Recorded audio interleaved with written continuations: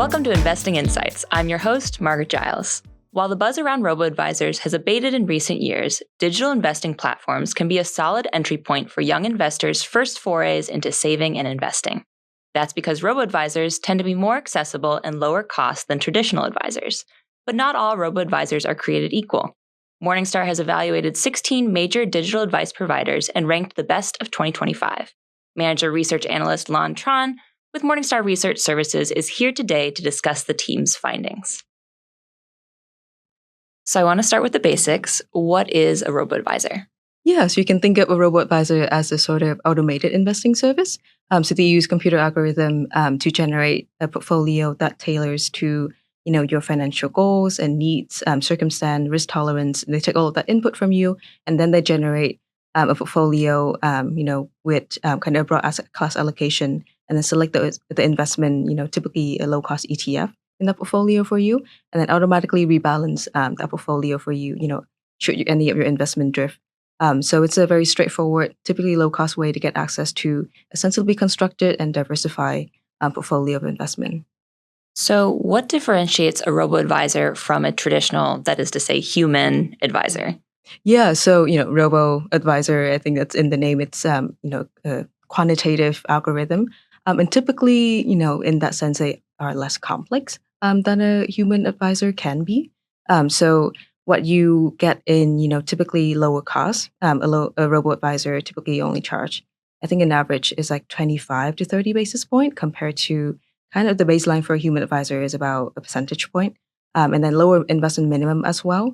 You can go as low as zero for a lot of robo-advisor, or somewhere between like 500 or 1,000 compared to a traditional human advisor can, be require as high as, 25,000 or 50,000 or even higher for you to be able to invest. And so you're trading, lower cost, lower investment minimum with just a lower level of complexity and personalization.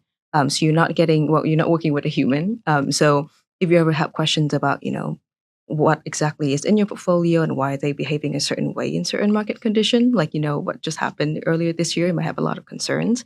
There's less hand holding compared to a human advisor, and you might have to do a bit more digging yourself. So you have a lower level of kind of customized support there. And if you want to personalize your investment, say if you have a lot of employee stock option in Apple, like you, and you want to kind of move away from that in your portfolio, you kind of don't have a lot of options when it comes to a robo compared to, a human advisor who can kind of work around that for you. Got it. So some trade-offs there. Some trade-off, yeah. Okay. So is there a kind of investor that would be particularly well served by using a robo-advisor? And then conversely, are there investors who maybe wouldn't be well suited for one? Yeah, for sure. So I would say, the kind of target audience are probably slightly different. If you are someone who, have, less complicated financial needs or just lower investable asset, a robo-advisor is a great place to start. If you're someone in your kind of mid-20s, you've paid off your debt, you're starting to think about how to grow your asset, for, at some point in retirement, a robo is a good place to start. Compared to, on the other hand, someone who, has more complicated, if you're juggling, multiple accounts, multiple debt accounts, or, you're thinking about getting advice for like inheritance, or if you're like later on in your journey and you're thinking of like estate planning or planning for, maybe your children's financial future, that's much more suited towards a human advisor compared to a robo service. Okay. So I want to talk about another aspect of kind of the advice spectrum. With products like target date funds on the market, investors don't necessarily need to seek out investment advice to arrive at a somewhat reasonable asset allocation. Yeah. So what are the benefits of digital advice over the kind of do-it-yourself route? Yeah. So I would say the first thing is probably access. So target date fund, beside, I think there's one iShare ETF, a target date series. Outside of that, I think most of them are mutual fund. And so the kind of the easiest and the most sensible place to hold them is in your 401k. Otherwise, if you're holding them in a taxable account, you're either facing a higher investment minimum or you're facing either sales load, commission fee, some sort of higher fee that you will be paying compared to a robo-advisor that you can hold in a taxable account. So if you're thinking of saving for maybe a down payment, maybe 5 years, 7 years down the line, or even like short-term saving, like a big vacation or a car purchase, you don't have to worry about, whether or not you can withdraw money from your 401k. And so in that case, in those instances, it makes more sense to go for a robo-advisor service. And also the other aspect beside, access, easy access, is kind of the level of support. And so I just mentioned that robo-advisor service have a lower level of kind of customized support compared to human advisor. But they do offer more than a traditional target date fund, right? You thinking between, if we have to put out a spectrum, the target date fund is just pure asset allocation and rebalancing and kind of the investment aspect. A robo service kind of kind of automate that process and also offer some more additional service. And then a human advisor kind of do the whole spectrum of holistic planning and all of that. And so it kind of stands somewhere in between kind of pure target date fund and then a financial advisor. I had one follow-up question there. So you mentioned that robo-advisors, you can have them in a taxable account.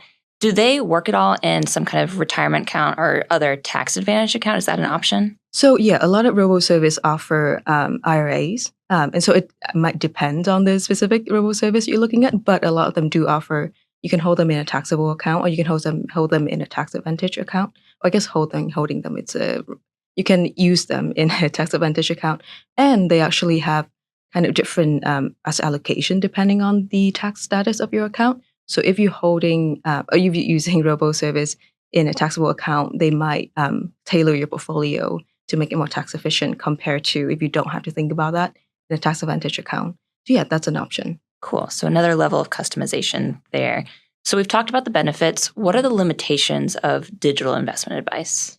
Yeah, so the biggest one, and we kind of have talked about it, is the lower level of customization and personalization.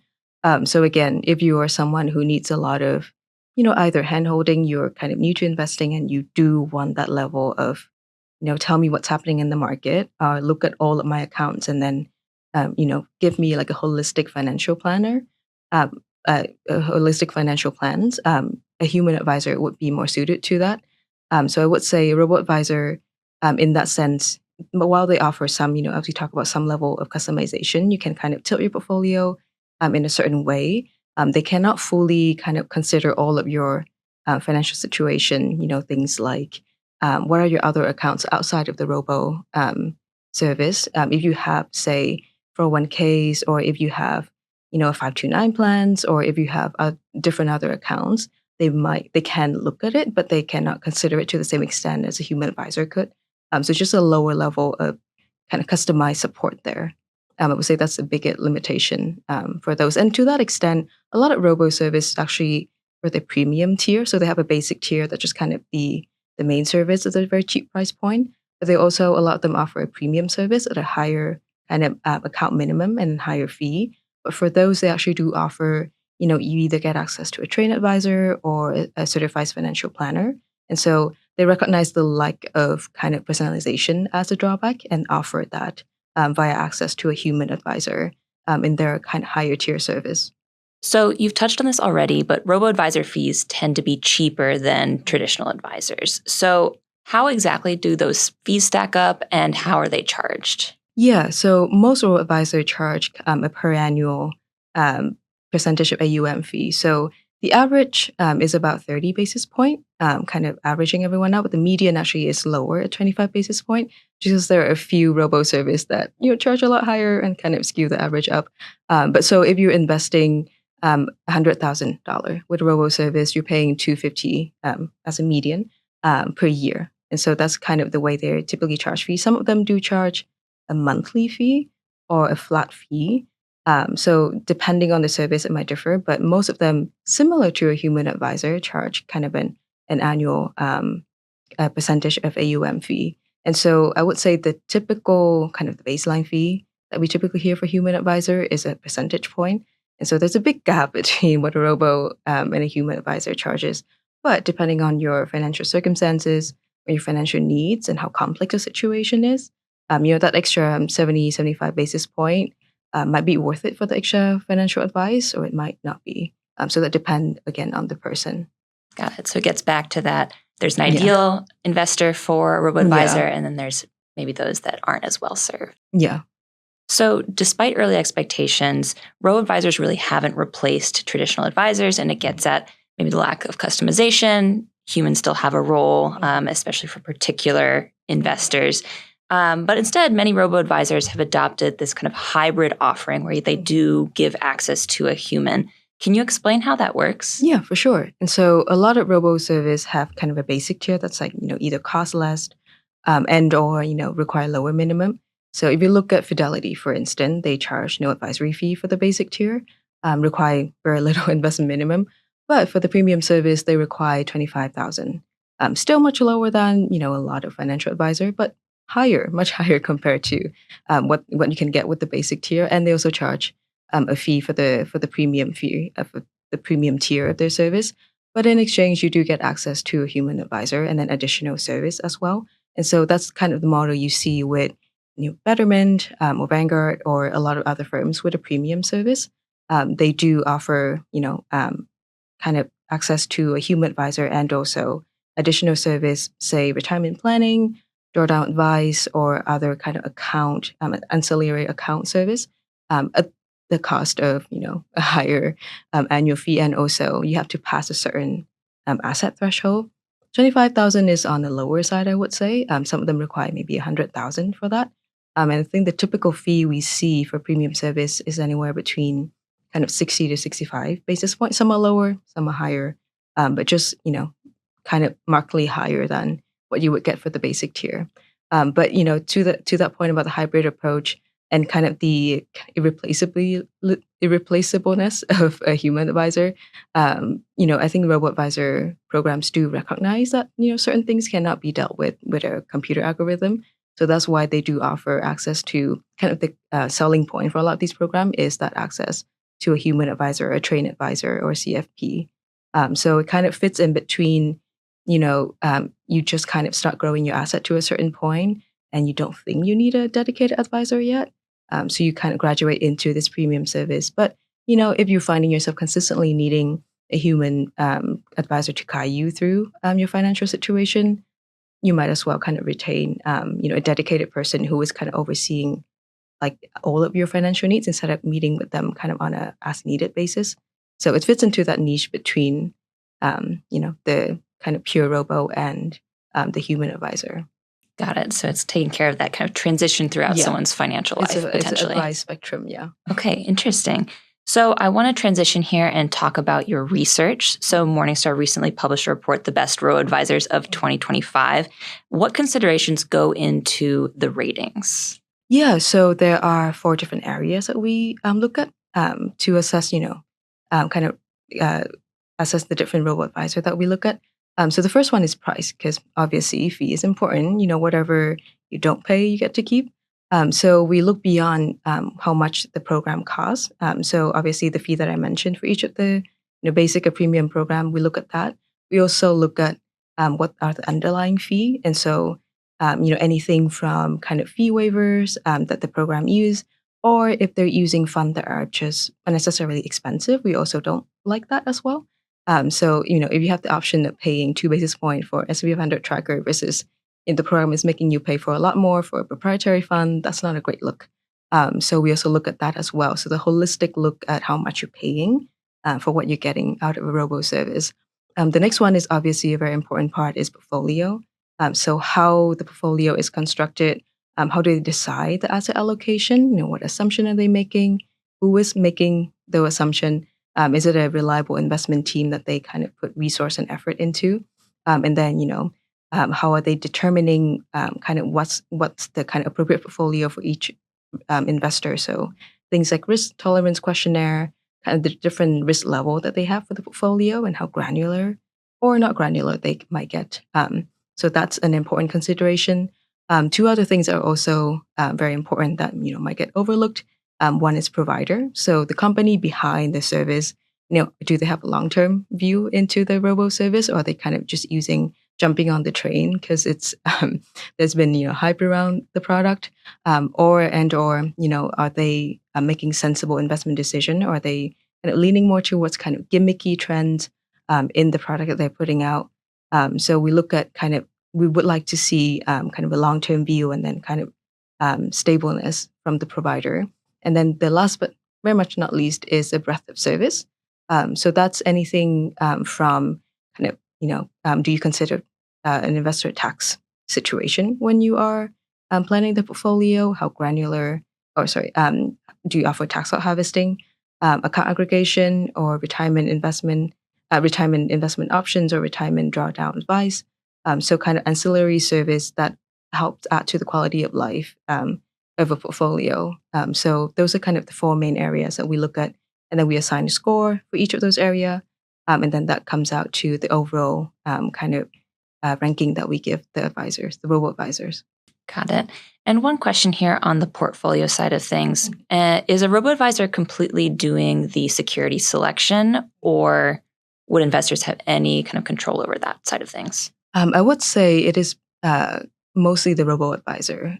So some might offer you maybe some degree of discretion, but for the most part, and also that kind of speak to the point about the lack of customization, because they have to scale it, and because it's a kind of more straightforward quantitative algorithm, they have a list of ETF typically that they use to slot into U.S. equity or U.S. small cap or whatever assumption that they might be, asset class that they might be using for the capital market assumption. And you are kind of, you stick with those ETF. So there's not a whole lot of option there. But for the most part, those tend to be cheap, broad market ETF that, don't differ that much from one another. It might be a different question if you really want a certain, strategic beta or active or thematic ETF in your portfolio. That might be a more complicated question. Right.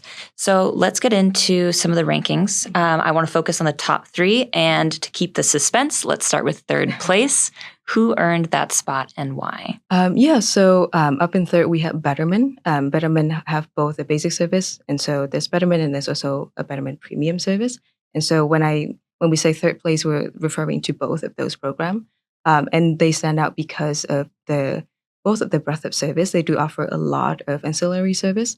Additional service to help investor kind of navigate their financial situation and navigate their portfolio and their goals. If they have multiple goals, the program can also handle that. And then also the glide path that they offer, which is kind of, unfortunately, a rare feature in kind of the robo-advisor space, which is very necessary. If you are familiar with target date fund, glide paths are essentially, so an asset manager would slowly kind of de-risk your portfolio, dial down the equity stake, typically as you approach closer to either your target retirement or your target goal date. And a lot of robo-advisor don't have that. And so we like to see service with glide path and suspense. There is another one that do have them. But Betterment does have glide path. And so we do like them very much for that. And also the kind of amount of additional service that they offer is great also. So they do earn the top spot, one of the top three spot. Okay. So what about the runner-up? The runner-up is Fidelity. Again, Fidelity Go and Fidelity Go Premium. They have a premium version of their service. And so Fidelity is kind of a difficult to beat competitor because the basic service charged no fee at all. So you can pay zero up until, I think your account has to be 25,000 for the premium service. But still, that encapsulate a very big range of investor, who are typically starting out on their journey, and is a very appealing options to not have to pay fee to have a sensibly constructed portfolio. And the portfolio are very sensibly constructed. They have zero cost Fidelity index fund, just a sensibly constructed portfolio with low cost options, diversified portfolio with a lot of different granular options depending on kind of your situation. And so all around, hard to beat, a very good options for people, especially people who are kind of starting out on their journey. Okay. And to break the suspense, Vanguard kept the top spot again this year. What has made it stand out? Yeah, so I mentioned earlier the glide path. So Vanguard does offer glide path in their allocation. Again, a feature that we really do like and we really would like to see more in the robo space. So they de-risk your portfolio as you get closer to kind of your target goal date. And what's also stand out about Vanguard is just the comprehensiveness of their service and the thoughtfulness with which they approach it. So They really think about kind of the investor journey, from starting to invest to through retirement. So to that end, you have support anywhere from when you're starting out investing to the point that you're retiring. They do offer retirement withdrawal advice. They offer CFP access for their premium service, which Fidelity and Betterment also does.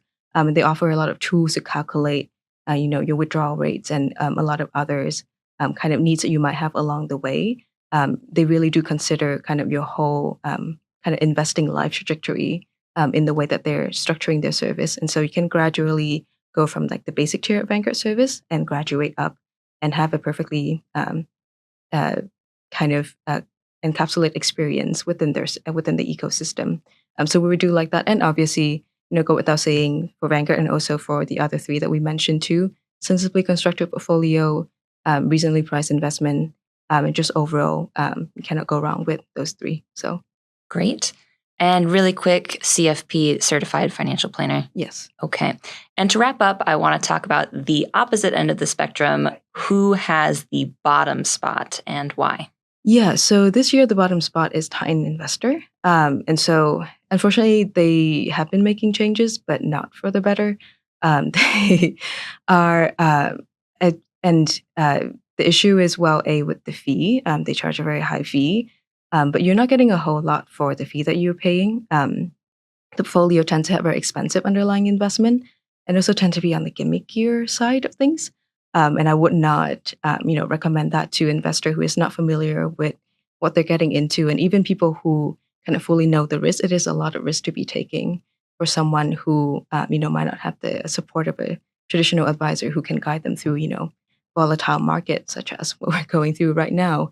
And some of the new feature they're adding does not add to the investing experience. It's more so a sort of lifestyle service. And so it's detracting from resources they could be putting towards bettering their investment experience. And so unfortunately, they earned the bottom spot in our ranking this year. All right.